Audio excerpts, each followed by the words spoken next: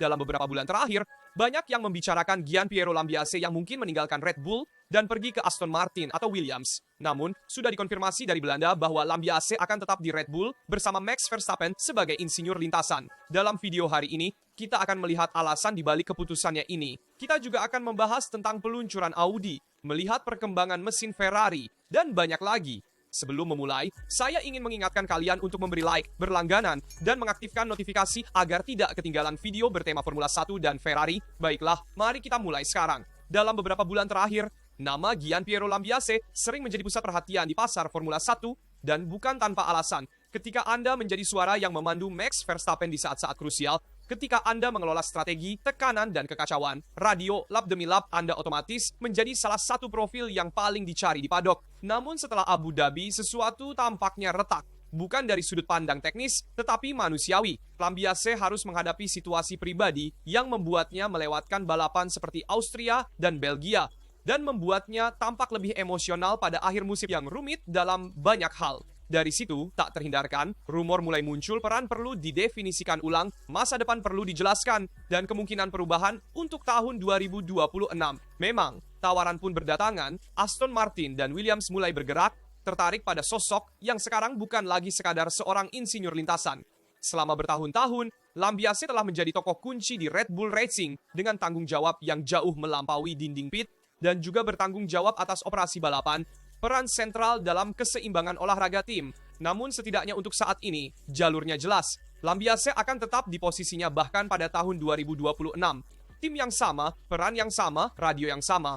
Sebuah pilihan yang tidak sepenuhnya menutup pintu untuk masa depan, tetapi menegaskan satu hal yang mendasar. Proyek Red Bull Verstappen terus bergantung padanya, setidaknya untuk saat ini. Kontraknya antara lain berlaku hingga akhir 2027 dan dalam Formula 1 ini penting, karena bahkan ketika ada minat, bahkan ketika ada penawaran penting, klausul, cuti pengasuhan, dan negosiasi panjang turut bermain. Kami telah melihatnya dengan jelas selama musim. Bahkan dengan kasus Will Kearney yang dibebaskan oleh Red Bull hanya setelah kesepakatan khusus untuk memungkinkannya memulai petualangan barunya di McLaren lebih awal. Sementara itu, ada sesuatu yang berubah di sekitar Verstappen. Beberapa anggota lama dari kelompok teknisnya telah menerima tantangan baru di tempat lain.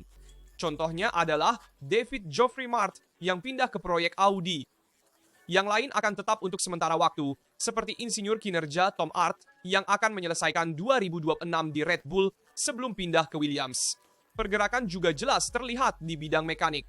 Pada akhir 2025, proyek Audi yang dipimpin oleh Jonathan Whitley mendapatkan Matt Keller, mekanik nomor 1 bersejarah Verstappen. Sebuah sinyal jelas. Paddock sedang melakukan reorganisasi menjelang siklus peraturan baru. Namun intinya adalah satu, di tengah semua perubahan ini, Lambiase tetap. Dan dalam Formula 1, ketika segalanya di sekeliling bergerak, stabilitas dari tokoh yang begitu sentral hampir sama berharganya dengan pembaruan aerodinamis. Ini penting, terutama ketika di sisi lain radio ada juara dunia 4 kali yang menuntut presisi mutlak tanpa kesalahan dan kepercayaan penuh. Penting memiliki seseorang yang tetap tegar. Kalau menurutmu, apakah situasi di Red Bull saat ini berjalan dengan baik? Apakah Red Bull telah memastikan Lambiase dan pada tahun 2026 perubahan suasana tidak dapat dihindari? Pasti, fakta bahwa Lambiase akan tetap di Red Bull adalah faktor yang meyakinkan bagi Max Verstappen karena dia tidak harus mengganti insinyur lintasan pada saat ketika unit tenaga dan mobil tahun 2026 berubah sepenuhnya. Jadi ada perubahan besar di Formula 1 dan khususnya Red Bull yang akan memasang mesin mereka diproduksi di Milton Keynes Red Bull Powertrains dengan tambahan dari Ford. Jadi, ini akan menjadi revolusi total tidak hanya untuk Formula 1, tetapi juga untuk Red Bull. Namun meskipun ada revolusi ini, Lambiase tetap yang menjadi pilar bagi Red Bull. Terlepas dari masalah pribadi yang dialaminya pada tahun 2025, ia tampaknya tetap menjadi tokoh referensi di dalam Red Bull dan karena itu tidak akan pergi ke Aston Martin atau Williams. Menurut saya, ini penting untuk menciptakan lebih banyak stabilitas di Red Bull yang juga kurang dalam periode terakhir. Dan Audi secara resmi telah menghidupkan kembali masa depannya di Formula 1. Dan ini bukan sekadar kata-kata, karena di InWheel dilakukan peluncuran pertama dari power unit Audi yang dipasang pada rangka mobil balap 2026, saat di mana mesin dan mobil secara resmi menjadi satu kesatuan. Sebuah langkah simbolis, tentu saja. Tetapi yang terpenting adalah teknis, karena ketika Anda memutar kunci untuk pertama kalinya dan semuanya berfungsi, itu berarti proyek ini kokoh. Power unit ini lahir di Newburgh, pusat teknologi Audi di Jerman, dan ini adalah bagian nyata pertama dari masuknya 4 cincin ke dalam kejuaraan dunia FIA Formula 1. Ini bukan rendering, bukan konsep dari showroom. Ini adalah mesin nyata yang hidup di mobil nyata. Dan hal ini ditekankan oleh Mattia Binotto, yang saat ini adalah penanggung jawab proyek Audi, dan dia mengatakan bahwa kata-katanya tidak berbicara tentang pemasaran, tetapi tentang metode. Penyalaan ini mewakili sintesis dari kerja sama antara Newburgh dan InWheel, dua struktur yang sedang belajar bekerja sebagai satu organisme untuk memberikan yang terbaik bagi Audi. Ini adalah awal dari perjalanan baru panjang, terdiri dari pengembangan berkelanjutan, tetapi dengan dasar yang sudah jelas.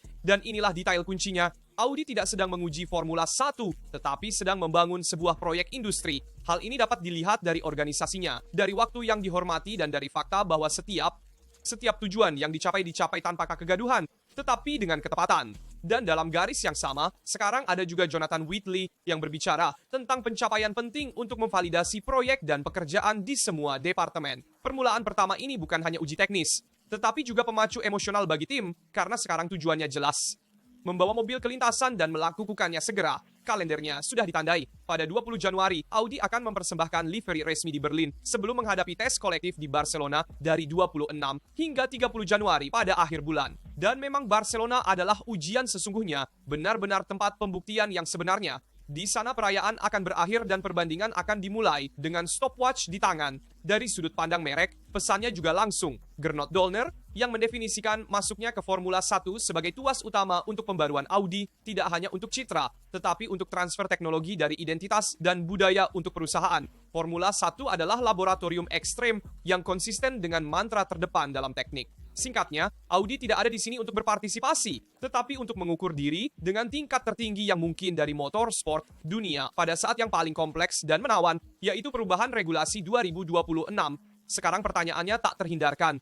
Apakah proyek yang terstruktur dan metodis ini akan mampu bersaing sejak awal? Atau apakah Audi sedang membangun semuanya untuk tahun 2027 hingga 2028? Karena satu hal yang pasti, mesinnya sudah menyala dan kembali ke belakang bukan lagi pilihan. Kita semua penasaran untuk melihat bagaimana Audi akan berbuat pada 2026, terutama karena mereka telah merekrut beberapa teknisi dari Ferrari. Jangan lupakan Wolf Zimmermann dan Lars Smith, dua mantan insinyur mesin Ferrari yang sekarang bekerja bersama Audi dalam pengembangan mesin 2026. Karena itu, ekspektasinya tinggi untuk bisa membawa mesin terbaik ke lintasan tanpa masalah keandalan dan menjalani musim pertama tentunya sebagai ajang adaptasi ke Formula 1. Tidak akan ada hasil penting, saya percaya, pada tahun 2026 ini. Namun ini akan menjadi proyek jangka panjang. Kita akan lihat bagaimana hasilnya. Dan perpindahan ini dari Sauber Audi penting untuk Formula 1. Karena itu, membawa kembali ke Formula 1 seorang pembuat penting yang hilang dan yang diperlukan oleh Formula 1 untuk masa depannya. Jadi, kita akan lihat bagaimana tahun 2026 ini untuk Audi. Dan untuk kejuaraan dunia Formula 1 2026, Ferrari tidak hanya bermain pada kekuatan dan aerodinamika. Di Maranello, mereka bekerja secara bedah pada faktor yang dalam regulasi baru dapat benar-benar mengubah keseimbangan, yaitu berat. Faktanya, pergantian baterai dan arsitektur belakang telah menjadi inti dari strategi teknis dengan tujuan yang jelas, mencapai di bawah minimum dan memutuskan di mana menempatkan setiap kilogram balas. FIA ingin campur tangan dalam tren yang telah berlangsung bertahun-tahun, mobil yang semakin berat dan kurang responsif. Jika pada tahun 2025 berat minimum adalah 798 kg, pada tahun 2026 berat itu turun drastis. Inovasi kuncinya adalah pemisahan antara massa mobil balap dan massa ban. Mobil dengan pembalap harus memiliki berat 724 kg dalam balapan dan 726 kg dalam kualifikasi. Sementara ban akan dihitung secara terpisah sebagai massa ban nominal. Dengan ban yang lebih kecil dan lebih ringan, sekitar 40 hingga 45 kg per set, berat total dalam urutan berjalan akan turun sekitar 768 hingga 770 kg, yang berarti sekitar 30 kg lebih ringan dibandingkan generasi sebelumnya. Perubahan besar dalam hal kelincahan, pengereman, dan manajemen energi. Dan semua orang akan mencoba untuk berada di bawah batas minimum, bukan untuk menjadi fenomenal, tetapi untuk memiliki lebih banyak balast untuk didistribusikan di titik strategis, pusat gravitasi yang lebih rendah, keseimbangan yang lebih baik, dan perilaku yang lebih bersih dalam fase kritis. Kenyataannya adalah mungkin hampir tidak ada yang akan memiliki margin yang melimpah. Tetapi bahkan beberapa kilogram dapat membuat perbedaan. Dan disinilah keuntungan struktural masuk karena Ferrari merancang semuanya sendiri, mesin, baterai, dan transmisi. Berbeda dengan tim pelanggan seperti McLaren yang memasang unit tenaga Mercedes dan harus menyesuaikan dengan dimensi dan koneksi yang sudah ditentukan. Maranello dapat memutuskan geometri dan massa dari awal. Poin kunci pertama adalah transmisi. Informasi yang muncul menunjukkan kotak transmisi yang sangat kompak, dirancang tidak hanya untuk menghemat berat, tetapi juga untuk memperkecil area belakang. Dan pada tahun 2026, bagian belakang mobil akan menjadi kunci untuk kualitas aliran yang mencapai difusor. Semakin bersih, semakin baik mobil berfungsi. Aspek kedua yang lebih menarik adalah mengenai baterai. Mereka berat, rumit, dan menentukan. Dan di sini Ferrari telah memanfaatkan keuntungan yang jarang disoroti, yaitu pengalaman yang diperoleh dengan Ferrari 499P di WEC. Benar, dalam hypercar kita bekerja dengan kekuatan yang berbeda, 200 kW dibandingkan dengan 350 kW di Formula 1 pada tahun 2026. Tetapi pengetahuan tentang pendinginan, densitas energi, dan integrasi rangka adalah emas murni. Dalam 2 tahun terakhir, Maranello telah mempercepat di aspek ini. Tujuannya bukan hanya untuk meringankan, tetapi untuk mengintegrasikan massa dengan lebih baik dalam tubuh mobil dengan manfaat langsung pada aerodinamika. Singkatnya, Ferrari mendorong kuat di berbagai aspek teknis dan berat adalah salah satu yang dimana regulasi tahun 2026 dapat benar-benar memperkuat pekerjaan yang dilakukan dengan baik. Dengan mengatakan itu, satu kebenaran tetap tak tergoyahkan. Hanya lintasan yang akan memberikan jawaban, karena Anda bisa melakukan segalanya dengan benar. Tetapi jika seseorang menafsirkan zona abu-abu dalam regulasi lebih baik, seperti Mercedes atau Red Bull, keuntungan itu hilang. Namun, perasaan jelas bahwa di Maranello mereka tidak sedang mengejar, mereka mencoba untuk mendahului, dan dengan mobil yang lebih ringan dan lebih seimbang, bahkan pembalap seperti Charles Leclerc mungkin akhirnya memiliki senjata yang tepat di tangan untuk bertarung memperebutkan gelar. Atau bahkan Lewis Hamilton yang baru saja berulang tahun. Menurutmu, pada tahun 2026 berat akan menjadi faktor penentu lebih dari aerodinamika atau apakah seseorang akan menemukan terobosan besar di tempat lain? Seringkali tidak cukup ditekankan betapa pentingnya memproduksi semuanya di dalam rumah, dalam satu-satunya perusahaan, satu-satunya pabrik, dan dengan demikian tidak bergantung pada tim lain, seperti McLaren yang dalam generasi sebelumnya memiliki keuntungan, karena tidak perlu mengembangkan mesin, dan mesin Mercedes cukup berperforma, terutama pada akhir era efek tanah, cukup dapat diandalkan sangat kuat. Jadi McLaren tidak kehilangan apa-apa dari itu, dan mereka mengembangkan bagian aerodinamika lebih baik dibandingkan dengan tim Barclay. Namun, ini tidak selalu terjadi dalam Formula 1, malah ini lebih merupakan kasus sporadis dari McLaren yang memiliki tim yang berhasil menang dengan memproduksi semuanya sendiri. Misalnya, kita lihat Mercedes dalam era hibrida. Jadi, saya pikir perubahan regulasi baru ini akan memberi tim yang memproduksi semuanya sendiri keuntungan yang jelas, terutama di awal era regulasi, yaitu pada tahun 2026 ini, dibandingkan dengan tim yang bergantung pada produsen mesin eksternal atau tim lain untuk pengembangan mobil. Oleh karena itu, Ferrari harus memainkan kartu dengan baik di meja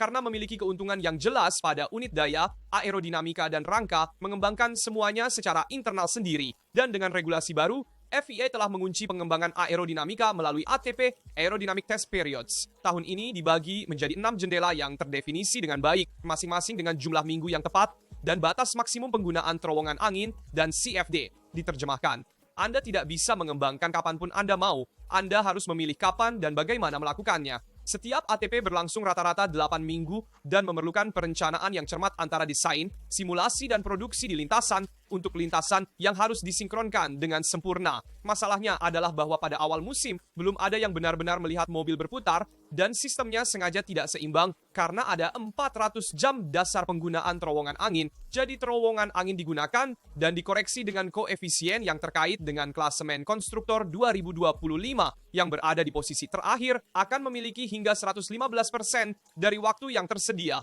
Yang memenangkan dunia, seperti McLaren, harus puas dengan 70%. Dan hal yang sama berlaku untuk CFD. Jumlah maksimum dari geometris aerodinamis baru yang dapat diuji mulai dari 2000, tetapi dikurangi atau ditingkatkan berdasarkan posisi dalam kejuaraan. Tim papan atas bekerja dengan sumber daya yang lebih sedikit. Ini adalah pilihan politik sebelum teknis. Dan di sini Ferrari masuk, yang pada tahun 2025 tidak berakhir di depan. Pada tahun 2026, memulai dengan kartu Joker, Ferrari berada di posisi keempat, dapat menikmati lebih banyak jam dibandingkan McLaren dan Mercedes dan juga Red Bull. Dan ini sepenuhnya mengubah strategi. Jika dalam beberapa bulan pertama mobil menunjukkan diri kompetitif, tim sudah tahu bahwa mulai 1 Juli jam akan dipotong. Jadi apa yang dilakukan? Dihabiskan semua sebelumnya. Lebih banyak pengembangan di paruh pertama tahun, lebih banyak pembaruan awal, lebih banyak risiko terhitung. Kilometer nyata pertama akan tiba di Barcelona pada akhir bulan, dan hari-hari itu tidak akan digunakan untuk mengetahui seberapa cepat mobil itu.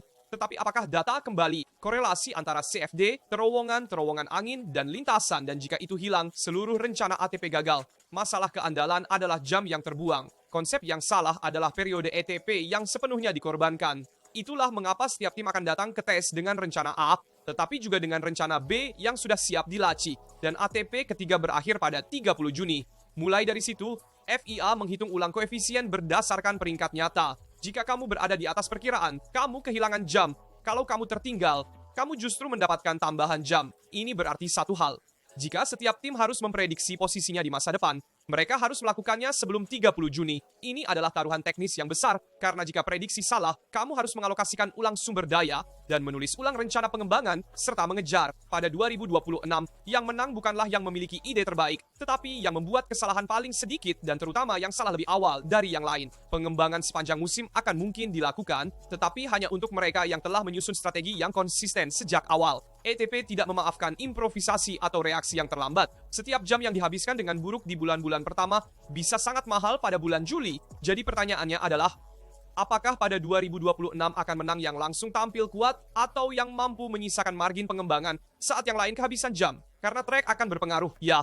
Tetapi kejuaraan dunia mungkin sudah ditentukan sebelum musim panas. Jadi perhatikan dua hal penting. Siapa yang akan mengembangkan mobil lebih awal di bagian pertama musim ini, dan siapa yang akan melaju lebih cepat akan memiliki keuntungan besar, karena mulai 30 Juni, peringkat konstruktor akan diatur ulang, dalam arti bahwa jam di terowongan angin akan didistribusikan ulang ke CFD, dan karenanya di bagian pertama musim ini, Ferrari memiliki keuntungan karena memiliki lebih banyak jam di terowongan angin di CFD dibandingkan pesaing dalam pengembangan. Harus memanfaatkannya dengan baik, berusaha untuk tidak membuat kesalahan dalam pengembangan, dan karenanya tidak mundur pada pilihan teknis dan aerodinamis yang dibuat di Maranello. Dan lebih dari itu, harus berusaha menggunakan jam-jam ini secara efisien. Pertama, mengonfirmasi keandalan dan kemudian beralih ke aerodinamika dan juga mesin. Jadi pada kinerja, jadi penting untuk melakukan perbaikan langkah demi langkah pada Ferrari dan berusaha untuk tidak mengambil risiko terlalu besar. Kemudian membuat kesalahan karena mundur akan sangat mahal. Tetapi perhatikan berita tentang Aston Martin. Memang sepertinya Adrian Newey memiliki mata-mata di dalam pabrik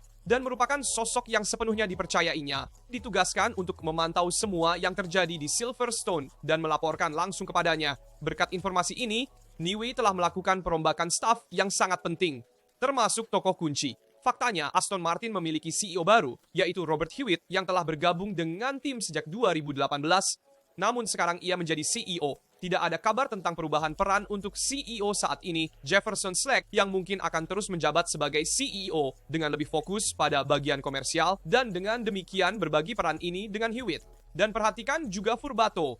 Faktanya, Luca Furbato, direktur teknis Aston Martin, naik penerbangan Japan Airlines 2 hari yang lalu untuk mengunjungi Honda sehubungan dengan unit daya yang akan digunakan oleh Aston Martin dan mengatakan, "Ini adalah musim ke-30 saya di Formula 1, dan saya dapat memastikan bahwa peraturan 2026 mewakili perubahan terbesar yang dialami sejauh ini.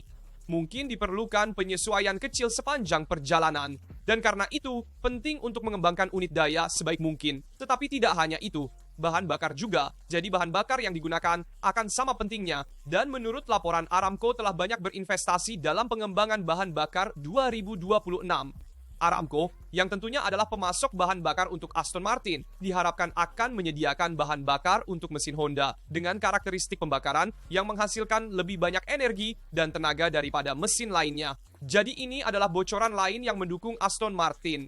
Sebenarnya, semakin tinggi nilai kalor bahan bakar, semakin besar daya yang dapat dihasilkan oleh mesin. Oleh karena itu, aditif anti-detonasi yang digunakan sangat penting untuk mencegah pra-pencucuhan yang bisa sangat merugikan keandalan. Dan mengenai ini, Aston Martin bersama Honda dan Aramco sedang bekerja keras. Beritahu saya di komentar pendapat Anda tentang peningkatan tenaga Audi Lambiase yang tetap di Red Bull.